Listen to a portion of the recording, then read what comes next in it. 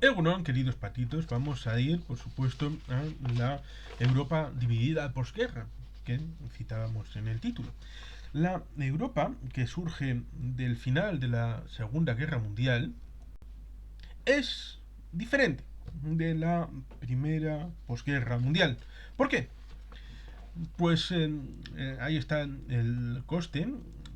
y, bueno, caracterizado por dos grandes potencias. A partir de 1945 asistimos a la era de las superpotencias en Europa. Paso de que ninguno de los dos son europeos formalmente.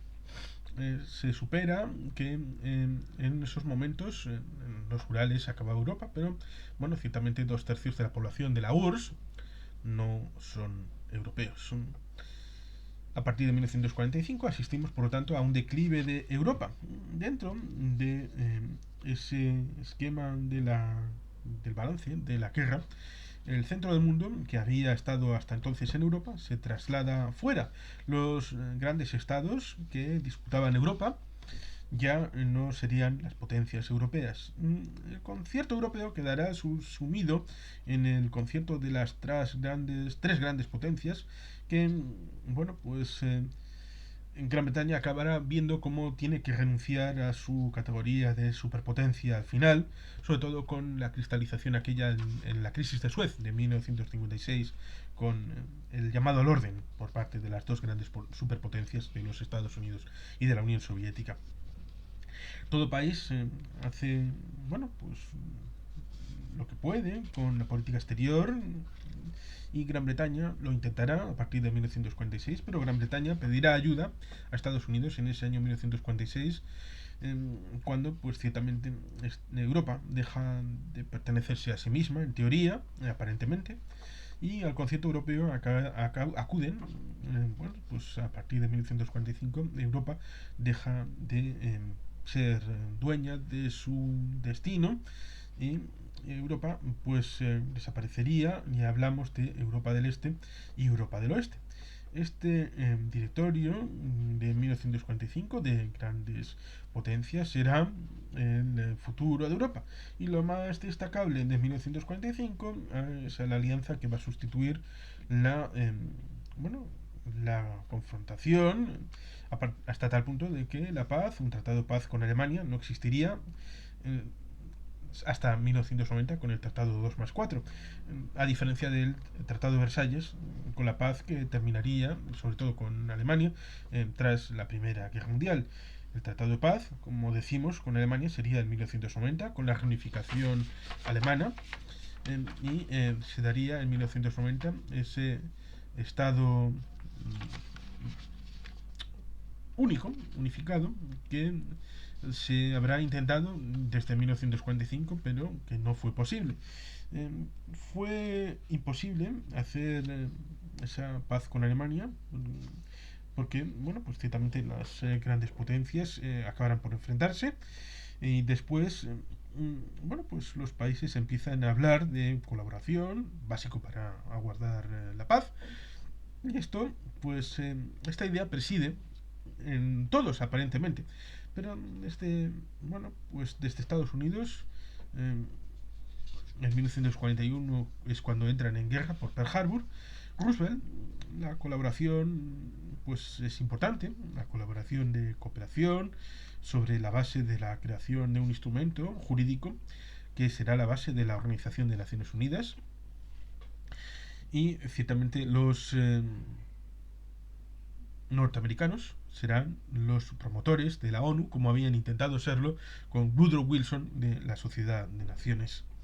Se va creando un modelo de ONU sobre en grandes conferencias. Será la ONU un proyecto de creación de Estados Unidos, pasa por lo tanto a irradiar sobre el resto del mundo y un proyecto aceptado por los demás. Stalin no era muy partidario de la ONU. El Consejo de Seguridad, esto integrado por los países permanentes, los 5 grandes permanentes, y los miembros no permanentes, pero hacer ciertamente las resoluciones de la ONU, los 5 miembros permanentes habrían de estar de acuerdo, lo cual otorga derecho de veto a cada uno de los 5 grandes. Todo esto va dibujando en la etapa posterior a la Segunda Guerra Mundial, cuando aún no había confrontación todavía, y todo esto va organizando en dos ámbitos que serán los principios definitorios de lo que pasa después de la Segunda Guerra Mundial. La conferencia de Yalta, del 7 al 11 de febrero de 1945, en territorio soviético, en la península de Crimea, pues ciertamente lo más célebre del final de la... Para pensar, del final y después de la Segunda Guerra Mundial, sobre ello pues se centran dos tipos de mitos o falsedades respecto al reparto del mundo, cuando, bueno, pues ciertamente Yalta aparece como sinónimo de que todos los las concesiones de Roosevelt que había hecho Stalin, de Roosevelt hacia Stalin, que, bueno, pues ciertamente una serie de acuerdos que ya estaban en vías de elaboración y tratar de encontrar una serie de acuerdos, ciertamente. Lo que aparece de intereses británicos e intereses balcánicos que serán importantes en Yalta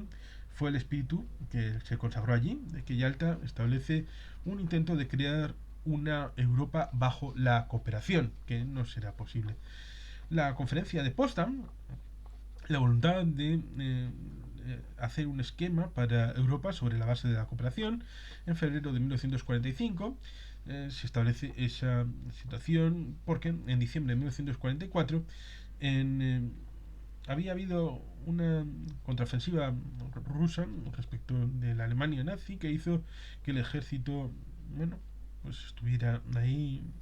en el frente luchando, y Estados Unidos pues tenía una posición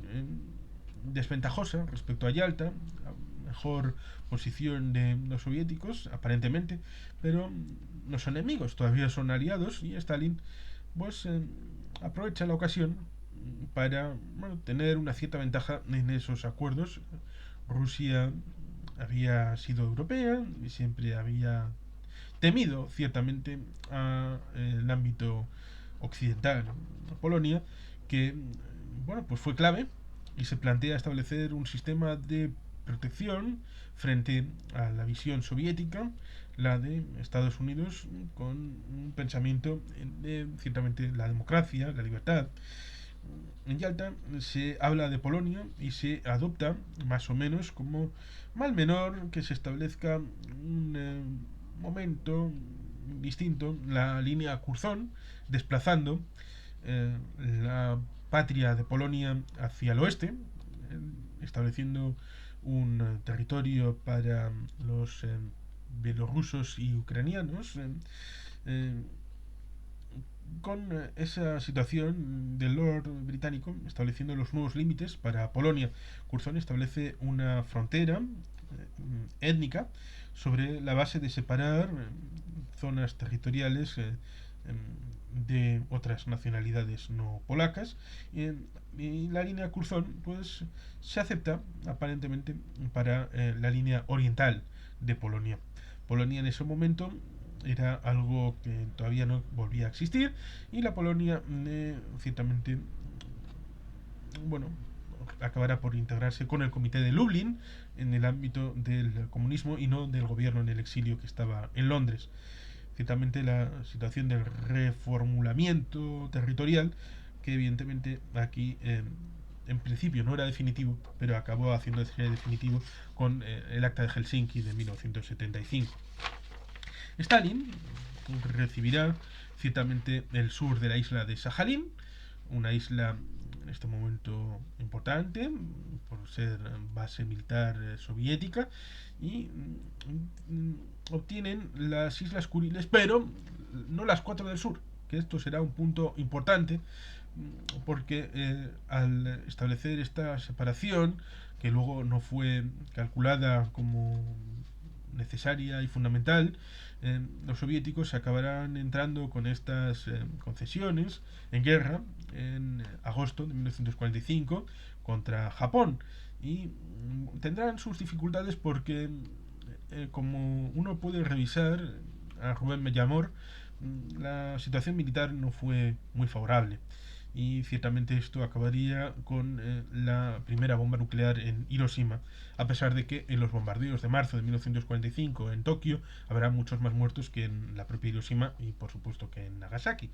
Roosevelt, bueno, pues obtiene alguna situación favorable en Yalta, no solo la promesa de elecciones libres, que en Polonia nunca será, sino en general, pues bueno, se firmó esa declaración sobre una Europa de democracia liberal, que fue un papel mojado, un documento que bueno, pues expresaba el rechazo de zonas de influencia, expresaba ese rechazo que se respeten otra cosa que no sean las reglas de democracia liberal, cosa que evidentemente, sobre todo en el frente oriental, habrá zonas de influencia, habrá telón de acero, no se respetarán las reglas democráticas, no habrá elecciones libres, pero como Roosevelt morirá el 12 de abril, pues ciertamente después de Yalta y antes de Potsdam habrá cambios en esas democracias liberales de los tres grandes como fueron Estados Unidos, Reino Unido, teniendo frente a Stalin. En Yalta ya no hay un reparto de Europa, sino una colaboración de países. En Yalta se hablaba de Alemania, pero significativo, Alemania será ocupada por ejércitos y después de esa ocupación, pues ciertamente se creará la Alemania oriental y occidental. Los soviéticos recibirán Pomerania, Necroburgo, Brandeburgo, Alta Silesia, Turingia, además de Prusia Oriental y la ciudad naval de Königsberg, ciudad natal de Immanuel Kant. Los británicos ocuparán la zona noroeste del Ruhr, el sur de Alemania, y en Yalta luego el Sarre y la zona que se instituye una comisión interaliada para Alemania entre los cuatro grandes. Alemania será el único país que no tendrá su propio gobierno hasta 1949. Zhukov, Montgomery, Eisenhower se pondrán de acuerdo para desarmar a Alemania y la desnazificación y la desmembración y ciertamente la situación en la que los estados alemanes se establecerían como bucólicos, pacíficos. En Alemania